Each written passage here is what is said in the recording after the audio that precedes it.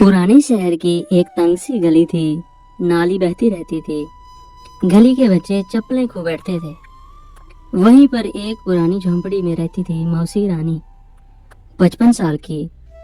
माथे पर बड़ी सी बिंदी, बालों में गूंथा हुआ गमछा और साड़ी हमेशा या तो पीली या फिर लाल। उसके साथ रहता था उसका 10 साल का शरारती भांजा टिंकू, जो दिन भर शरारतें करते रहता। कभी दीवारों पर मिट्टी मारता, कभी नाली में कागज की नाव बहाता रहता। मौसी की जिंदगी आसान नहीं थी।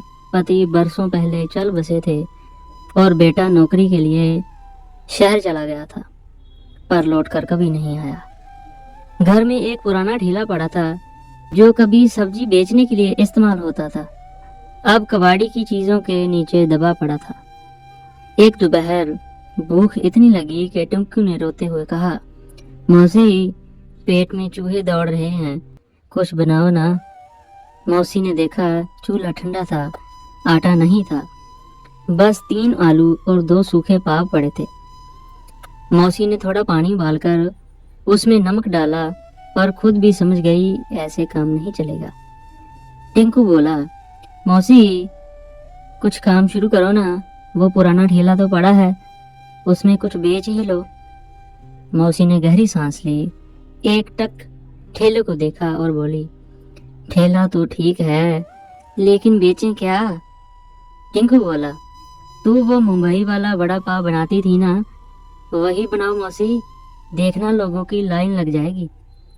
मौसी को टिंकू की बात मजाक सी लगी, लेकिन उसी वक्त उसके भीतर की आग जल उठी। उसने ठेले को खींचकर बाहर निकाला, बाल्टी में पानी भरा, कपड़े से साफ किया और ठेले को चमका दिया। अगली सुबह उसने थोड़े से मसालेदार आलू, लहसुन, मिर्ची और हरी चटनी बनाई।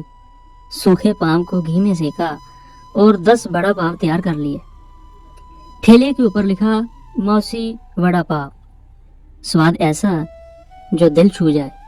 पहला ग्राहक आया, गली का दूध वाला। वो बोला, मौसी, नया कारोबार? मौसी बोली, हाँ बाबू, अब पेट की लड़ाई है। दूध वाले ने एक बड़ा पाव लिया, चखा और चीख पड़ा, मौसी, ये तो बम है, इतना तीखा?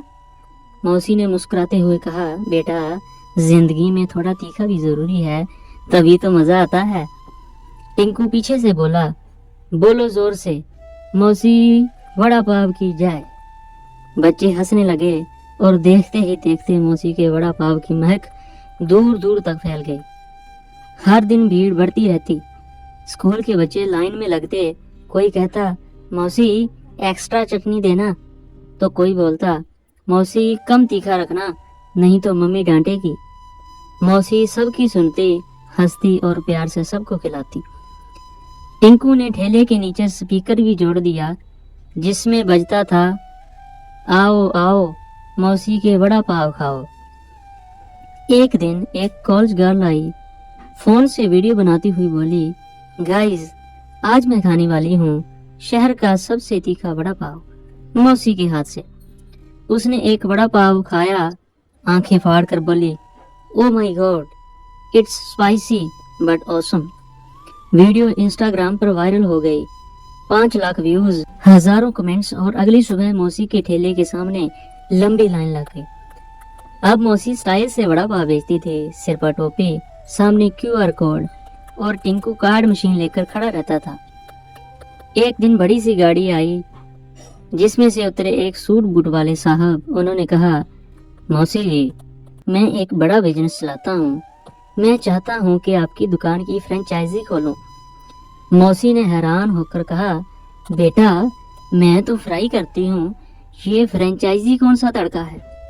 टिंकू बोला, मौसी, मतलब आप अब ब्रांड बनेंगी।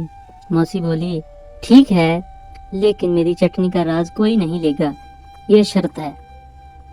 अगले महीने मौसी की एक छोटी सी दुकान बन गई। नाम रखा गया मौसी वड़ा पाव हाउस। दिल से सेवा, स्वाद से नंबर 1। दुकान का उद्घाटन गली के बच्चों से करवाया गया। मौसी ने पहला वड़ा पाव एक गरीब बच्ची को फ्री में दिया और कहा, जब भूख लगी हो और जेब में पैसा ना हो तो मौसी हमेशा तुम्हारे लिए है। अब मौसी एक स्टार बन चुकी थी।